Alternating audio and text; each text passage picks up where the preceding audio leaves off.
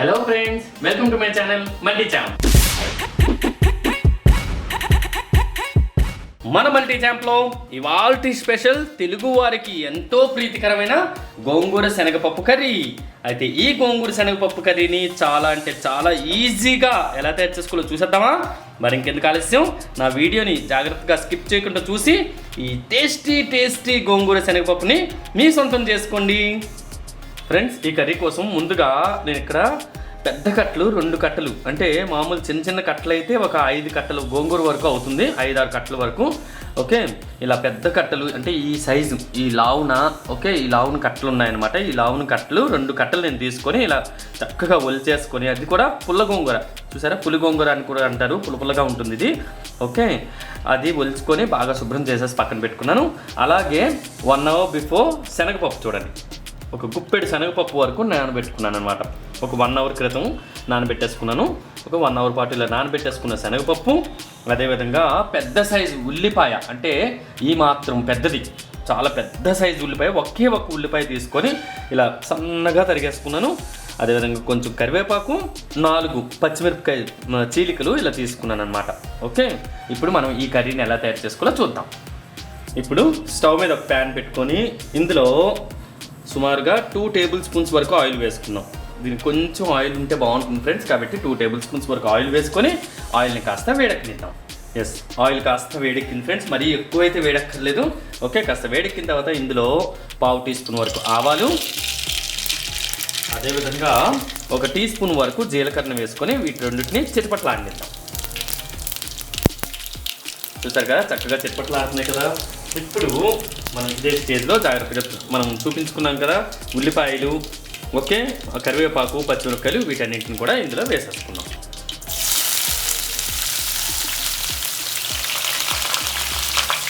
ఇలా వేసుకున్న తర్వాత వీటిని ఒకసారి బాగా కలిపేసుకుందాం. కలుపుకున్న తర్వాత ఇవి లైట్ గోల్డెన్ కలర్ వచ్చే వరకు కాసేపు లో ఫ్లేమ్లోనే వేయించుకుందాం. ఉల్లిపాయలు కాస్త సాఫ్ట్ అయ్యాయి కదా. ఇప్పుడు ఇందులోనే ఒక ఎండుమిరపకాయ చూడండి, ఇలా స్లిట్ చేసి ఒక ఎండుమిర్చి, అలాగే 4-5 రెబ్బల వరకు వెల్లుల్లి కచ్చాపచ్చగా దంచుకొని వీటిని కూడా వేసేసుకున్నాం.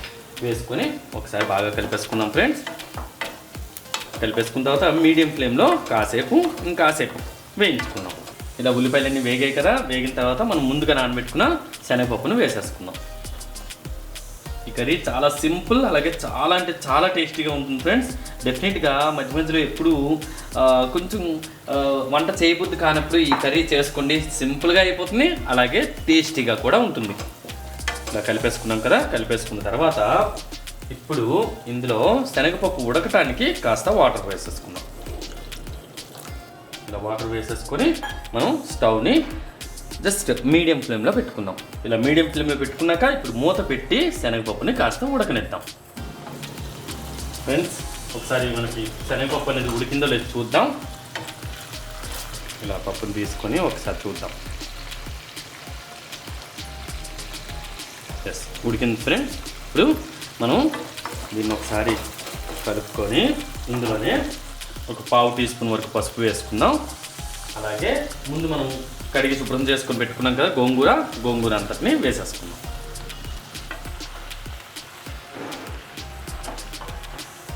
ఇలా గోంగూర వేసుకున్నాం కదా. ఇప్పుడు స్టవ్ని మీడియం ఫ్లేమ్లో పెట్టుకొని ఒక్కసారి మూత పెట్టుకుంటే ఏంటంటే గోంగూర అంతా చక్కగా దగ్గరికి అవుద్ది కదా, అప్పుడు మనం కలుపుకోవడానికి వీలుగా ఉంటుంది. చూడండి ఫ్రెండ్స్, ఒక 2 మినిట్స్లోనే చక్కగా చూసారా గోంగూర అంతా దగ్గరగా అయింది, వాటర్ అంతా మొత్తం దగ్గరికి చేరిపోయింది కదా. ఇప్పుడు ఒకసారి మూత తీసేసుకొని దీన్ని అంతా ఒకసారి కలిపేసుకుందాం. ఈ విధంగా జస్ట్ ఇలా స్ప్లిట్ చేస్తుంది. ఓకే, కలుపుకున్నప్పుడు అప్పుడు ఏంటంటే గోంగూర కాస్త, అంటే మనం మిక్సీకి చేయట్లేదు కాబట్టి ముద్దగా అవ్వకుండా ఉండాలి, పీచుగా ఉంటుంది, చక్కగా ఆకుగా ఉంటుంది, బాగుంటుంది. చూసారా, మనం ఆయిల్ ఎక్కువ అనుకున్నాం కానీ చూసారా అంత మొత్తం ఆయిల్ అంతా పీచేసుకుంది కదా. ఓకే, ఈ విధంగా కలిపేసుకుంటూ మూత పెట్టుకుంటూ మధ్యలో కలుపుకుంటూ మనం ఈ గోంగూర మొత్తాన్ని పచ్చివాసన పోయేంత వరకు వేయించుకోవాలి. ఫ్రెండ్స్, 10 నిమిషాల పాటు లో ఫ్లేమ్లో మధ్యలో కలుపుతూ వేయించుకున్నాను. చూడండి, ఆయిల్ అంతా చక్కగా పైకి తేలింది, అలాగే గోంగూర చక్కగా వేగింది అనమాట. ఇప్పుడు ఇందులో కాస్తంత ఇంగు వేసుకుందాం. ఓకే, జస్ట్ ఒక 1/2 టీ స్పూన్ వరకు ఇంగు వేసాను. అదేవిధంగా కాస్త ఒక టీ స్పూన్ వరకు కారం వేసుకుందాం. ఎందుకంటే గోంగూరకి కాస్త కారం పడితేనే బాగుంటుంది ఫ్రెండ్స్, లేకపోతే చప్పగా ఉంటుంది కాబట్టి ఒక టీ స్పూన్ వరకు కారం ఇలా వేసేసుకొని దీన్ని అంతటిని ఒకసారి బాగా కలిపేసుకుందాం. ఇలా కలుపుకున్నాం కదా, ఇప్పుడు ఇందులోనే ఉప్పు కూడా, అంటే టేస్ట్కి సరిపడంత ఉప్పు కూడా వేసేసుకుందాం. చూసుకోండి ఫ్రెండ్స్, గోంగూర కాస్త ఎక్కువే పడుతుంది ఉప్పు, కానీ ఒకవేళ మరీ ఎక్కువైపోతే బాగుంటుంది కాబట్టి కాస్త చూసుకొని వేసుకోండి. ఓకే, ఉప్పు కూడా వేసేసుకున్నాం కదా, దీన్ని అంతా ఒకసారి బాగా కలిపేసుకుందాం. చూసారా, ప్యాన్కి అంటుకోకుంటే చక్కగా వేగిందనమాట. ఓకే, ఈ విధంగా కలిపేసుకున్నాం కదా, ఇప్పుడు కాస్తంత వాటర్ వేసుకుందాం. ఓకే, ఇలా వేసుకొని మీడియం టు హై ఫ్లేమ్లో ఓకే కాసేపు దీన్ని ఉడకనిద్దాం. చూసారు కదా, 2-3 మినిట్స్లో చక్కగా దగ్గరికి అయింది కర్రీ అంతా. ఇప్పుడు మనం స్టవ్ ఫ్లేమ్ని ఆఫ్ చేసేసుకొని దీన్ని వేడివేడిగా ఓకే ఒక బౌల్లోకి తీసేసుకొని సర్వ్ చేసేసుకుందాం. అండ్ కన్సిస్టెన్సీకి చూసారా, కన్సిస్టెన్సీ చూడండి, ఈ విధంగా ఉండాలన్నమాట. ఓకే, ఇప్పుడు స్టవ్ ఫ్లేమ్ని ఆఫ్ చేసుకొని ఒక బౌల్లోకి సర్వ్ చేసేసుకుందాం. వావ్, చూసారుగా ఫ్రెండ్స్, చాలా ఈజీగా చిటికెల్లో మన గోంగూర శనగపప్పు కర్రీని రెడీ చేసుకున్నాం కదా. మరి మీరు కూడా తప్పకుండా ఈ కర్రీని తయారు చేసుకొని మీకు ఎలా కుదిరిందో కూడా మా కామెంట్ సెక్షన్లో తప్పకుండా తెలియజేయండి. అలాగే ఈ కర్రీ అండి చాలా అంటే చాలా సింపుల్గా అయిపోతుంది, అలాగే టేస్టీగా ఉంటుంది కాబట్టి అందరూ ఈజీగా తయారు చేసేసుకోవచ్చు. ఈ కర్రీ కొత్తగా పెళ్ళైన వాళ్ళైనా బ్యాచిలర్స్ అయినా చాలా అంటే చాలా క్విక్గా రెడీ చేసేసుకోవచ్చండి. అలాగే క్విక్గా అయిపోతుంది కదా, టేస్ట్ ఉండదేమో అనుకోవద్దు, టేస్ట్ కూడా అమోఘంగా ఉంటుంది. ఓకే,